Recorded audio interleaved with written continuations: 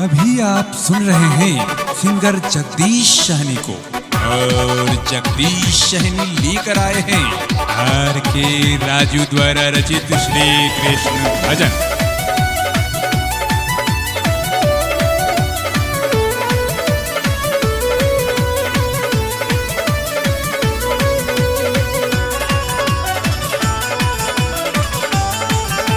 SK music की प्रस्तुति।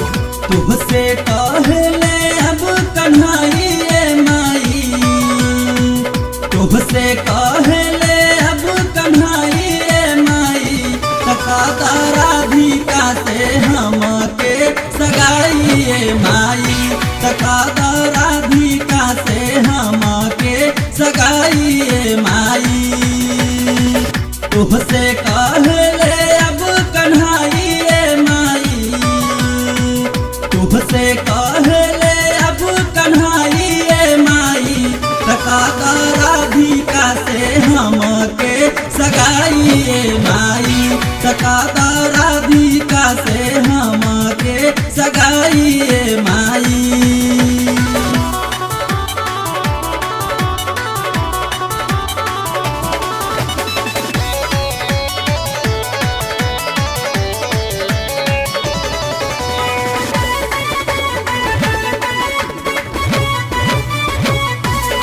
SK music की प्रस्तुति।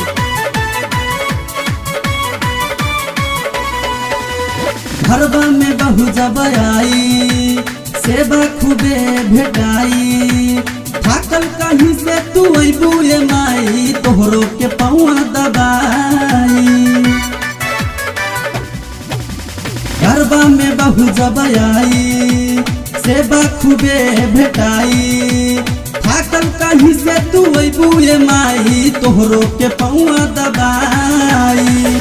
जल्दी से राधा के अपनाइए माई, जल्दी से राधा के अपनाइए माई, तका राधिका से हमके सगाइए माई, तका राधिका से हमके सगाइए माई।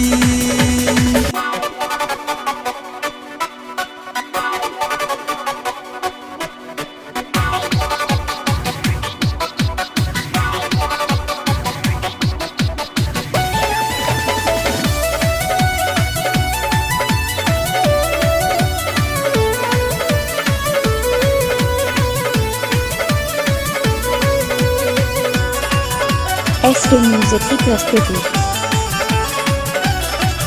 हे बतिया सुनी अब आगे, ध्यान बरसाने में भागे, जाइले दैया चराबे माई, तनको न मन कहीं लागे।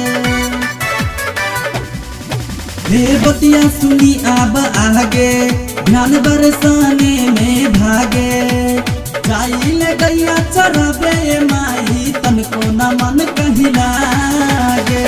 सहल ना जाला अब जुदाई माई, सहल ना जाला अब जुदाई माई, तका राधिका से हमके सगाई माई, तका राधिका से हमके सगाई माई।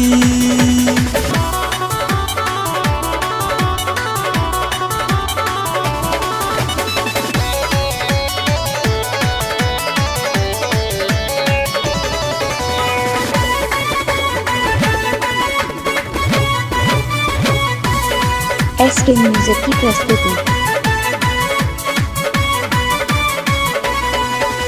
बाओ कर रूप कटहिली, एही से हमार मन हिली, बतियाई साचे बमनाए माई, ऐसन बहू नहीं मिली। बाओ कर रूप कटहिली, एही से हमार मन हिली, बतियाई सचे बमनाए माई, ऐसन बहू नहीं मिली।